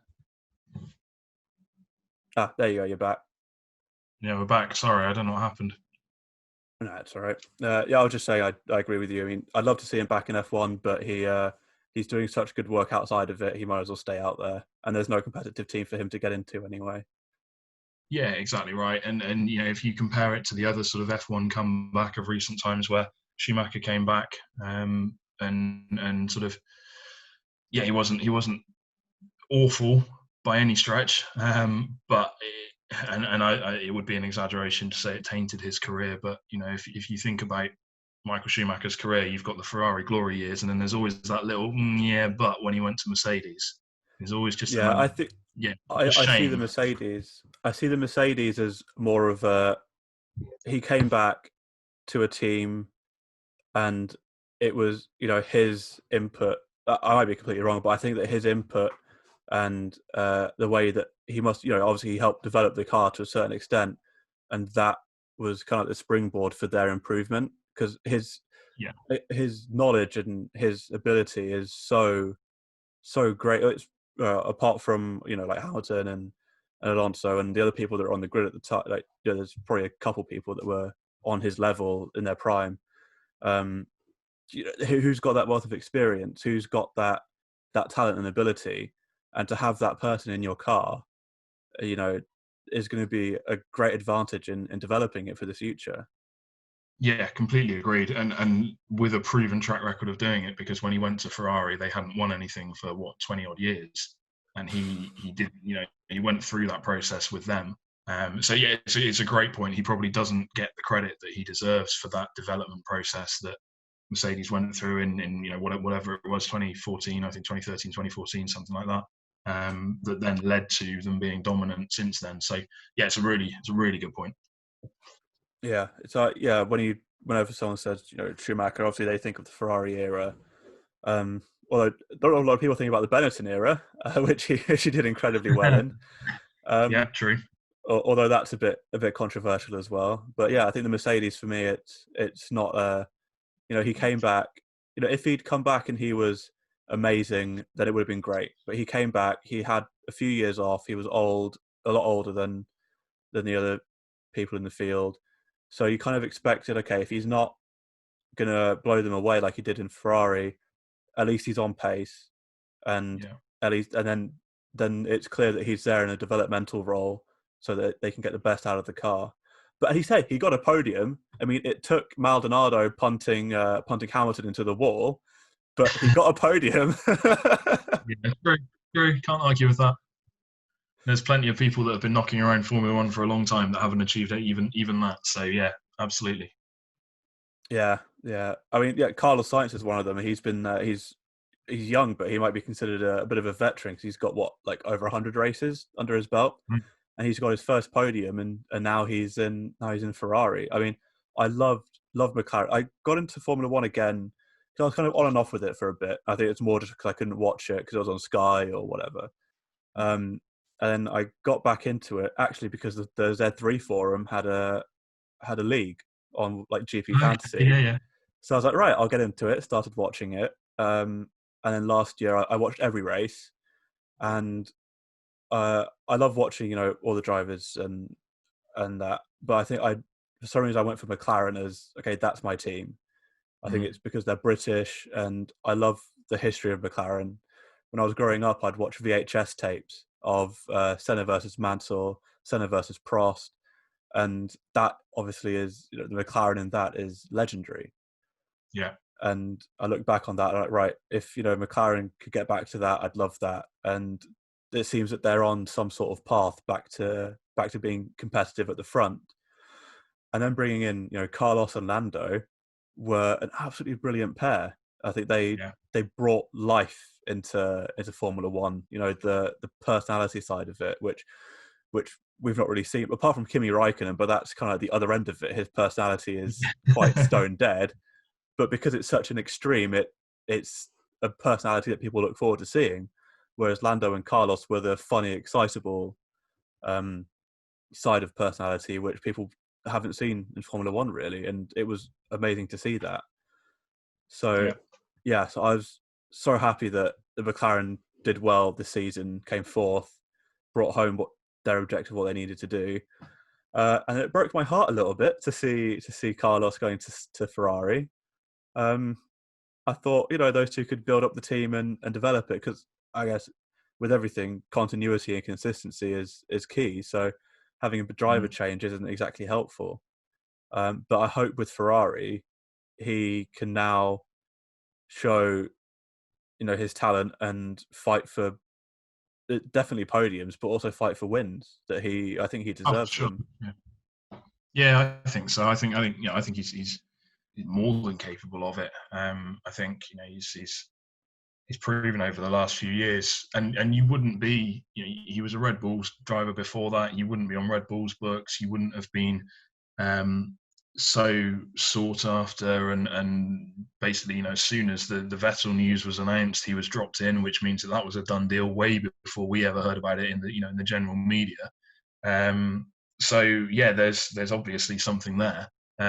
Just going back to your point on McLaren, as much as I do agree with you, I think Lando Norris and Daniel Ricciardo could be even more comedy value than Carlos Sainz, Yeah, though. I'm quite looking forward to that. that's the silver lining for me. It's that pairing could be absolutely hilarious, and Yeah, I'd love it for that.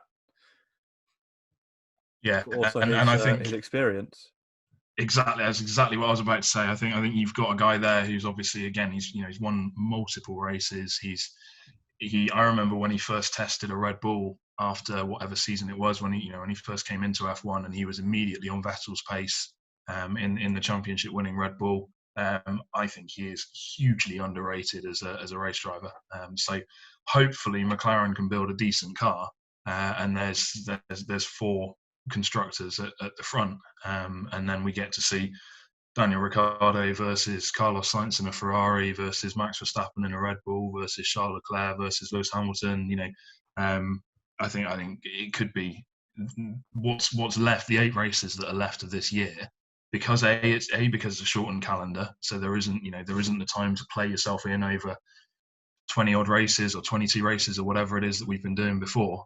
I think it could be pretty interesting and spectacular, to be honest. Yeah, and any mistake, whether it's mechanical or you just throw it into the wall, that could cost someone the championship at this rate, Yeah. which makes it even more. Everything's on edge. It has to be 100% every single time. Yeah, exactly right. And if you look at years previous, then Ferrari have typically come into a season with a stronger car, and Mercedes have caught up and overhauled them pretty quickly. But Mercedes don't have time for that this year. They can't afford to give away. Not that they haven't, Ferrari have made mistakes in the last couple of years and whatever, that's meant that they haven't maybe had the advantage going into race 3, race 4 that they should have done. But if they get their act together this year, I can see Mercedes won't have time to overhaul them, and Red Bull, who typically finish the season the strongest of the three, definitely don't have time to overhaul them. So if you can throw a McLaren in and around the Red Bull at the start of the year, or maybe a Renault or a Racing Point, which is by all accounts a Mercedes painted pink, then Yeah, it could be interesting. yeah, it could be very. I completely forgot about Racing Point, soon to be Aston Martin, which I think is also True. going to be so cool to have. And they're putting a lot of money into it, so hopefully that translates into a successful and competitive car at the front. The saddest thing right now in Formula One is Williams, Yeah. seeing their struggle and it being up for sale. I hope that they somehow make a comeback. I'd hate to lose them because they're so big in the sport. They've got such a great history, but it happens, and they are the last. Really, they are the last independent team and independent constructor. Mm. Yeah, and I think if they are saved, they're probably saved by a major manufacturer. I can't. I think I think it's going to be a struggle for a private investor to justify Formula One as a sound investment these days, because there is so much pressure, maybe externally for environmental reasons or whatever else it is, that Formula One is perhaps not the attractive package that it used to be. And I've heard and read rumours of Audi or Porsche or someone like that coming in, but those guys have, to me anyway, it seems like they've put their weight behind Formula E. But Yeah, then well, that's Mercedes now their have a VW, Formula E aren't they program. now? Yeah, yeah, and Mercedes have a Formula E program now as well. So can they realistically run both? Can they, or is that the route that they're now going down, and we see them gradually pull away from Formula One? So yeah, I think it's tough for a team like Williams. I I agree with you. I think it'd be a massive shame, but um, I would be very surprised if they're bought out by a private investor, and I would be equally surprised if there was a manufacturer that wanted to dive into F1 at the moment when it's so uncertain. So struggling to see a way out for them, if I'm honest. Yeah. Well, I mean, you've got Gene Haas and uh, and Lawrence Stroll, who've got they're obviously big private investors who've got into F1, but even Gene Haas has said, if our performance doesn't get any better, then what's the point? Absolutely, yeah, and and they're on a shoestring compared to Ferrari, Mercedes, Red Bull. Even someone with the might of Gene Haas that has literally been there, seen it, done it, and won everything that he possibly can. His teams have won everything they've ever entered, particularly in the States. But they're on a real shoestring compared to the big guys. So yeah, it's tough. It's tough. I'm much as I hate to say it, I'm struggling to see a way out for Williams at the minute. Yeah, I guess there's one silver lining that even if we do lose one team at the end of the year, which might be Williams, there's I think it's the Pantera team or Panther team, Asia team that are developing the car for the new regs. So we'll be Mm. back up to 10 teams if Williams end up dropping out. Or best case scenario, we have 11 teams and 22 cars on the grid, which And will that would be great. yeah, that'll be Yeah, that would brilliant. be great. And if they're able to push through and get agreements on budget caps and development budgets and aero budgets and things like that, then that in itself may well save Williams. Because that's I think where they've obviously struggled to keep up, is that investment that Ferrari, Mercedes, and probably to a slightly lesser degree Red Bull have an almost bottomless pit when it comes to development budgets, whereas Williams don't. Being privately funded, reliant on private sponsorship and effectively in prize money. So um, if they can survive the rest of this year, I'm not sure what happens in 2021, but there may well be some light at the end of the tunnel for them if the budget caps come in. Yeah, where do you think that leaves drivers like George Russell? I would say Nicholas Latifi as well, but I think that's a bit more of a he's obviously he's talented but he's a paid driver in it, and on the other side, people are touting George as one of the next in line to Mercedes. So I'll leave it with George. I think as talented as Nicholas might be, I think George is the main focus for Williams' development into the future and for Mercedes. So if Williams do go, where do you think that leaves drivers like George? probably in a similar position to Esteban Ocon found himself, for a couple of years. I I think as long George Russell's obviously managed by Toto Wolff, he's obviously got really strong connections with Mercedes. He is incredibly highly thought of from what I understand, and I believe rightly so. And clearly we didn't get to see any of that when you can only beat the other guy in the Williams. And with the utmost of absolute due respect to Robert Kubica, he's not on the same level anymore. Sadly, I think so. George Russell perhaps didn't have the most difficult time in the world beating his teammate, but that's all he could have done last year. So I think he'll be, I think he'll be all right in the long term as long as Mercedes commit to F1. So if you've got a Mercedes team or Mercedes powered race cars in F1, and George Russell is with Toto Wolff, he will find, whether it's as a development driver for a year or two or a third driver for a year or two, but there will be a seat there for him. Let's not forget, Lewis Hamilton's 35, 36 years old. He's in line for 6, 7, 8 championships. Debate as much as we want, does he want to beat Schumacher's record? Quite possibly, but that's only a couple of years. And there perhaps isn't another pretender to the throne, as it were, in the Mercedes program. So as long as they're with F1, I would suggest that George Russell will find a home and be okay. The debate is what happens if Mercedes does put all of its weight behind Formula E or goes elsewhere. Where does he go then? So that would be the main question mark for me. Yeah, it'd be a real shame if they did pull out of F1 and put everything behind Formula E. Personally, I'm not a huge fan of Formula E. Number one, just electric engines in general. I'm not a fan of a full blown petrol head.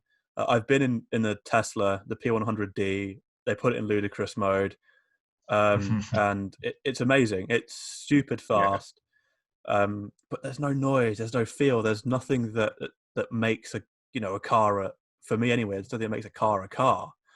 And I think for Formula E, obviously they're incredibly talented, and the cars are very high tech and they're fast. But I also really dislike street circuits. So when you have electric cars going on street circuits, for me it's the worst of the worst. Obviously they can have a lot of fun with it. They've got the fan boost. They've got the if you go around the outside of a corner, you have that boost as well that you can use, the attack mode, whatever. So they're having a lot of fun with it and making it interesting. But yeah, I'd really hate to see teams transferring fully to Formula E and pulling out of F1. I agree with you, and I think my issue, if you like, with Formula E is probably the gimmicky element of it. The fan boost, the attack zone. But I do also appreciate that that's perhaps drawn in an audience that wouldn't have seen it before. But my concern with that is that they look at it, and let's assume that somebody is completely unaware of other forms of motorsport, but they see this social media promoted fan boost and the attack zone, and it resembles a computer game to a degree, I guess, and they get into it, and then as a result they start learning about other forms of motorsport. They're always going to be a bit disappointed by F1 because it doesn't have those elements and it's too serious compared to that, and it's not as accessible maybe, or they see these big featureless circuits that perhaps don't have landmarks in the background the way that the street circuits do. So I think it has to be compared, and of course it's the same sport, but it is kind of existing in a different, like almost different world to what you and I would term as motorsport in terms of Formula One or World Endurance Championship or anything like that, because it's very different concepts. But we have to acknowledge that since motorsport has existed, it has fed innovation that has then gone down into the cars that we drive on the road, and the cars that we drive on the road are going to all be electric in however many years' time, or an alternative source of energy. And right now, the innovation and the work and the effort that goes into Formula E is what's building the powertrains that you and I will be driving in 10, 20 years time. So there's a certain inevitability about it, I think. My only hope, because I agree with you on the circuit side of it, I completely agree with you on the street circuits. Just feels artificial, feels like an indoor go-kart track, and the treaded tires and all of that kind of thing. My hope is that they're able to develop it to such a point that we can see them on proper race circuits. A grid of Yeah, 30 Formula E cars on the Silverstone Grand Prix circuit. I'd go and watch that. yeah, that'd be quite Identical cool, I reckon. cars. Yeah, all the cars are supposed to, all the cars are pretty much identical. It's a bit different. It's got some excitement. Some of their engagement I think is great. As much as I maybe do feel that the fan boost and the attack zone's a bit Mario Kart, I can kind of get on board with it if it improves the racing. So I hope that they develop them to the point where they're capable of running at decent speeds on proper circuits, and then we can all get behind it. Yeah, I think if not that, the other, I think the closest alternative to electric power is hydrogen, where it might be just as simple as filling up your petrol. They can do that with hydrogen, and if they can Yeah, do that, and you keep the combustion engine, and F1 will run on hydrogen, and we'll we'll be happy. everyone's happy. Yeah, exactly right. Yeah, yeah, that'd be cool. But I think we've still got quite a few years left before we have to worry about F1 completely dying. Or to be fair, I think people are so into it, and F1 is the dream for so many people. Whether it's race drivers, whether it's engineers, mechanics, because that's the pinnacle of motorsport. That Mm. someone out there is developing a way to keep some form of combustion engine at the elite level. Yeah, Someone must be working on it somewhere. And once it's there at the elite level, like you said earlier, it'll trickle down into our cars, and we'll have a second option. absolutely. Yeah, I mean, there's been all sorts of research into biofuels and hydrogen, as you say. Even in even in my own career, I've raced a car powered by bioethanol for a season. The car I got my first win was powered by bioethanol. Caused all sorts of controversy because then everyone obviously naturally went, well, bioethanol produces more power, that's why he's won.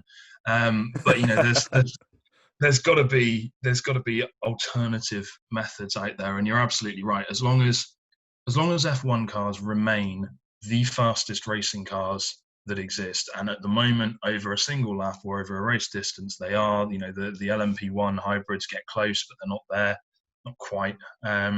Then it has to be the pinnacle of motorsport, and until I see an ITV4 interview watching the touring car support package where a 16-year-old's won a Formula 4 race, and until I see them win that and say, oh, I'm dreaming of making Formula E one day, I think we'll be as we are, and I don't see that, because it's not, to be at the pinnacle, the cars have to be the fastest that there are, and Formula E cars are not the fastest that there are. There are guys at club level racing quicker cars than Formula E cars at the moment. So until we get that performance where the driver needs to be of a different level to the vast majority of people to get the best out of it, I don't see it being the pinnacle. And of course, there's phenomenal drivers in Formula E, but Yeah, I guarantee they're not being stretched. I guarantee they could drive those cars quickly, pretty much in their sleep. Particularly the guys that step out of F1 cars to go into it. So yeah, I think like you say, we've got a while yet, but we all have to acknowledge that things will change, and when we're not necessarily going to be dealing with petrol and oil-driven, oil-based fuels for that much longer. yeah, no, yeah, I agree.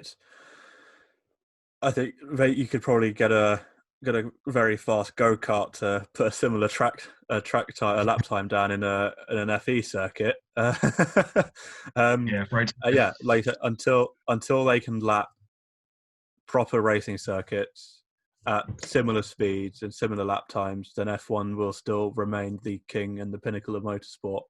And I think that is how it has to be. I mean, if you want to be the pinnacle of motorsport, you have to beat what is there currently. And like you said, LMP1 isn't quite there yet. They're very close, and maybe on certain tracks, under certain conditions. I think like the Porsche 919 Evo was faster than a Formula One car at a certain track. Yeah. But yeah, they're running that they're running that under like to get the fastest lap possible. Is that like could a Formula One car outside of regulations do the same thing? You know, we don't know the parameters under what they were running at, but yeah, consistently Formula One is the fastest motorsport out there. So I mean, it's great to watch, and yeah, I think it'll stick around for a little bit longer, so we can enjoy it some more. We can keep speculating about Fernando Alonso coming back and the silly season driver market, and reminisce about the old V12s and V10s and V8s. It's all still there.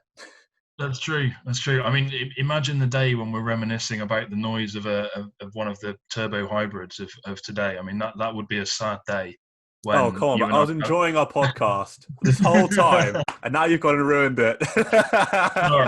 Sorry. But, you know, we can sit here and go, oh, yeah, those V10s, those V12s sounded phenomenal. I mean, when we're all dealing with electric-powered race cars and we're sitting here going, oh, I just miss the sound of a turbo hybrid F1 car, then that's a sad day. Yeah, no, I agree with you. I mean, at least you can hear something. It's not just a hairdryer whirring. Exactly right. Yeah. All right. I'm going to put through a few quick fire questions.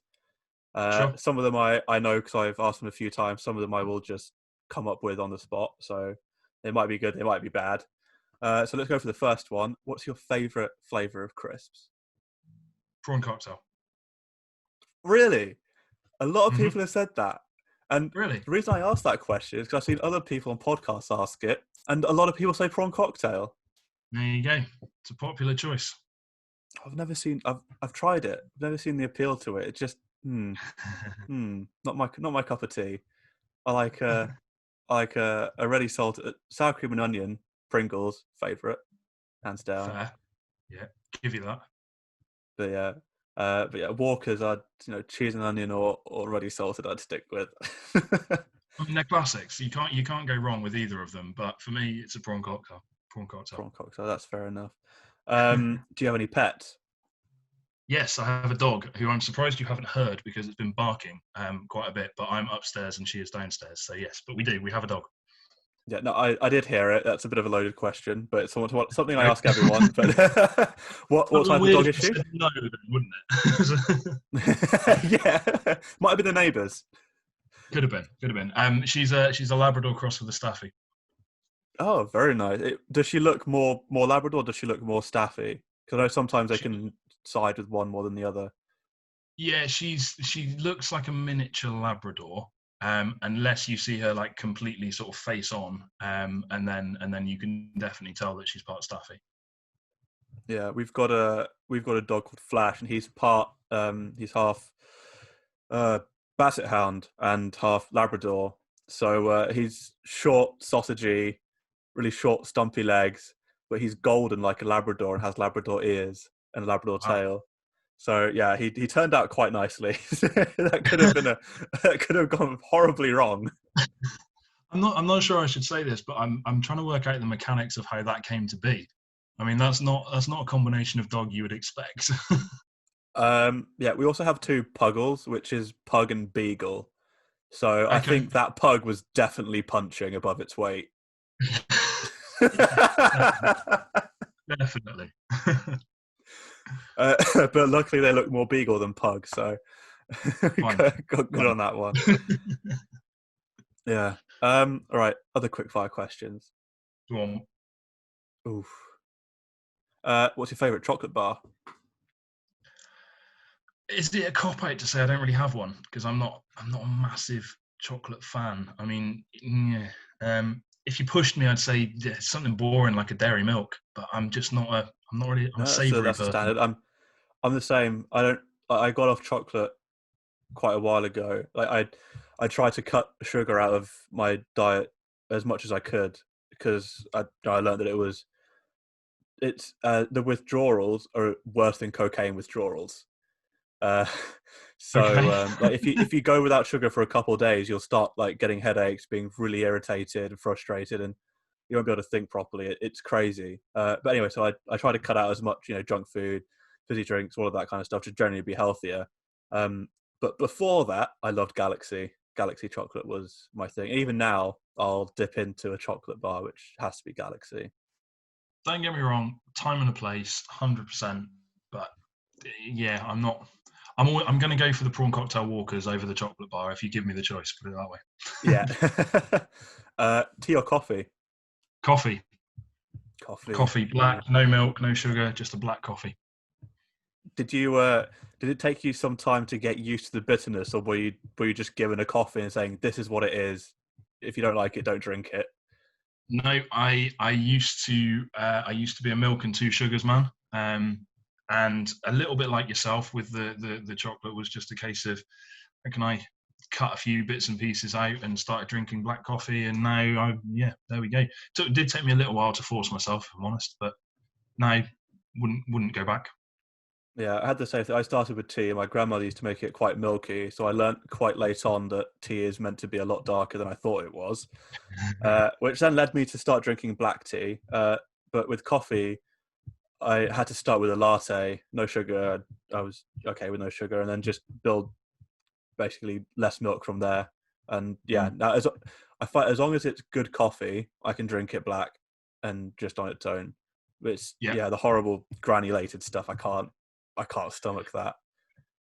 No, and you can't pour boiling water on it because then it just tastes burnt. You have to wait for it to cool down a little bit.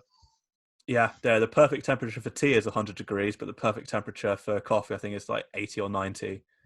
Yeah, agreed. Even in tea and coffee, there's a science to it. There you go. There you go. Data for everything. What's something that you put on your Christmas list as a kid that you never got but you wish you did?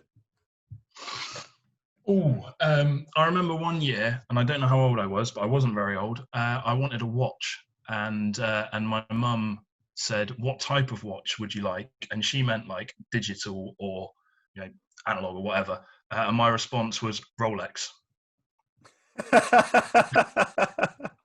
I didn't get it. Do you have one now? Is that something you managed to get for yourself? No, not at all. And I wouldn't even be that bothered about spending that kind of money on a watch right now. But and do you know what? I don't even think I really knew what one was. I think I just heard it, and that was like in my head, watch Rolex was synonymous. Therefore, but yeah, she looked at me as part with kind of amazement that I would know what that was, which I didn't, and also slight incredulity of how really do you honestly think that the answer to that question was appropriate to be Rolex? But yeah, that was the one that sticks in my head for sure. I can't actually. I don't think there was anything that I think I've always tried to be realistic with my like any present list that I do. I don't think there's anything that I've put on. Maybe there was something I can't remember now. That's why I asked you the question and not thinking about it. Favorite movie? That's a good question. I can't pick such a cop out. Can you do a top three? Top three, probably right. So, Leon, underrated film in my opinion. It's amazing. That's definitely in there. It's tough. It's really tough. You got to take the cheese factor of a Top Gun. It's a great film. I really hope they don't ruin it when the new one comes out. Just in my opinion, honestly, leave it alone. Like just let it be. Trying to think of a third one. Tough. It's tough to narrow it down to three. I've definitely those two are standouts. You give me an option to watch a film, and it's probably going to be one of those two. Yeah. And then third, let's go something like Bad Boys or something like that, right? Because it's just iconic, classic. Oh, such a silly. classic. You don't need to think about it. See, and now I'm thinking about it. I've got to put Training Day up there as well. You see why it's tough to pick them. Yeah. Yeah, mine. I don't think I could do a top one. I could probably do a top three. Uh, I would have to say Rush, definitely in there. Fair. Absolutely love that film. Um, Black Hawk Down. It's one of my favorite films of all time, easily. I watched that quite young. I'm definitely into like the military. I love studying World War II, so anything military combat, absolutely engrossed and loved. So Black Hawk Down. It's a savage film to be Yeah. watching as a young teen, Yeah, yeah, but yeah. I've watched it. It's probably the film that I've watched the most throughout my life. Um, and a third one, there's so many good ones, but I'd probably have to pick Transformers, the first one. Fair. Yeah, it's not a bad show. No, I mean there's the running theme is like cars and adrenaline. Yeah. um, but I mean there's so many good films. Like, there's probably a couple comedy films I could think of that would make it in there, and some really nice heartfelt ones that are just really good. But yeah, I think those are my top three, and that's difficult. I went to see Le Mans '66 or Ford versus Ferrari if you're in the States, because I don't know what Le Mans is anymore. Anyway, I went to see that, and I didn't think it was as good as Rush, but that's like it was still an absolutely brilliant film. I don't know if you've seen it. I've not. No, it's actually it's one of those that I keep kind of pulling out, thinking, like, right, I'll sit down and watch it, and then for whatever reason, I never get around to. So Yeah, yeah, I have you seen Rush? yes, Yeah, it's it it follows like the film industry is obviously doing this. This type of film, like a biopic or this historical type film, has done really well. Let's make another one. Uh, I think that they've carried that on. Rush did really well. Oh, that's a motorsport one. Let's find another motorsport one to do. They did Ford versus Ferrari, and I think it's up to that level of Rush. It's it's very good. Obviously, with both, there's a couple Hollywood instances in there, yeah, yeah, yeah. but you get that with anything. But I think yeah, it's definitely worth the watch, and I'd put it up there with Rush easily. That's yeah. I mean, I ended up, I think, seeing Rush at least twice in the cinema, and I've seen it a few times since. So if it's in that league, it's definitely worth a watch. Yeah. All right. Last question. What's your favorite song right now? Ooh, ooh, good question. Just trying to think what I've been listening to recently. I'm not. I've got to be honest. I'm not like, I don't listen to modern radio a huge amount, so I'm not. I'm not kind of in tune with the most recent chart or anything like that. The song that I've been listening to most recently is a song called Voodoo by a band called Godsmack, which you kind of get the idea of the type of band that we're talking about with a name like that. Yeah. But it's actually, their other stuff isn't great, and I've heard that, but this one song came on a random playlist the other day, and it's great. It's kind of a quite a moody sort of. It sounds a bit like the theme tune to Peaky Blinders. It's that kind of vibe. So that's found its way onto my playlist quite regularly at the moment. But it's I think it's from like 2006, so it's not a new song by any means. Yeah. Do you have a playlist that you right working on the cars, Spotify playlist or whatever playlist, and then just let it run, and that's the car working on playlist. I have a pre-race playlist. So if I'm working on the car, then I'll just chuck on whatever's on. But yeah, I've got a selection of songs that, if I'm when I'm before I'm getting in the car, get me in the right frame of mind and get me away from distractions, get me thinking about what I'm about to do, that kind of thing. So yeah, I've got a pre-race playlist, definitely. Yeah, it's not the sound clip from the first Cars movie where it's I am Speed, right? Have you got that clipped and put in? No, but it's going in there. It's 100%. I'm adding to it. Brilliant. God, favorite song for me? I don't know. I've been listening to a little bit embarrassingly. I've been listening to a lot of Ariana Grande. I actually went to her concert last. Was it this year? Yeah, last year. My friend had a ticket. He was like, "Do you want to come?" I'm like, "Yeah, let's go." Yeah, So yeah, just been putting her on repeat really. It's a nice fair chilled enough. out thing to listen to while working on the car, and yeah. Yeah, why not? Uh, Why not? Fair enough. Yeah. All right. So let's bring this to an end. It's been 2 hours, so longest podcast to date. I think we've had a brilliant chat about a lot of Good. stuff. Yeah, no, enjoyed it. Is there? So tell anyone who's watching, kind of your business, what you're doing, where to find you. I'll give you the floor. Cool. Yeah. So where to find us is www.tmcraceengineering.com. That has got details of everything that we're doing. Fundamentally, what I'm trying to do is provide a service to individual drivers or to race teams, at any level, with access to good quality data engineering, race support, whether that's car setup, driver coaching, whether it's it's the installation of the data analysis kit in the first place, or the interpretation of what comes out of them the other end. I'm a firm believer that every sport benefits from coaching and development, and motorsport should be absolutely no different. So, it's taking way more of a broad approach than just this is how to get around this particular circuit as fast as possible. There's way more to it than that. That for me is akin to a football team only learning how to shoot, only doing shooting drills and training. If you're just focusing on doing the fastest possible lap time, and you miss all the other stuff that goes alongside it, then you're missing a massive opportunity. So that's what we're all about. So yeah, have a look at the website. Get in touch if there's anything that you feel we can help with. That's cool. Have you got any races coming up? Calendars are still being confirmed. So hopefully, because of lockdown restrictions and whatever, hopefully that it all goes ahead. But it looks like the first competitive racing we'll be doing will be early July. I'm out doing some testing on one of the Mazda low cost next week that's just been built, which is also available for arrive and drive for people that wanted to hire a race car and come along and be supported. Then we've got the option there as well. So that should be a good day testing that next week at Donington. But then first races should be early July as it stands at the moment anyway. Cool. Well, send me the links. I'll put them all in the description below so people can find you. Yeah, Matt, it's been great.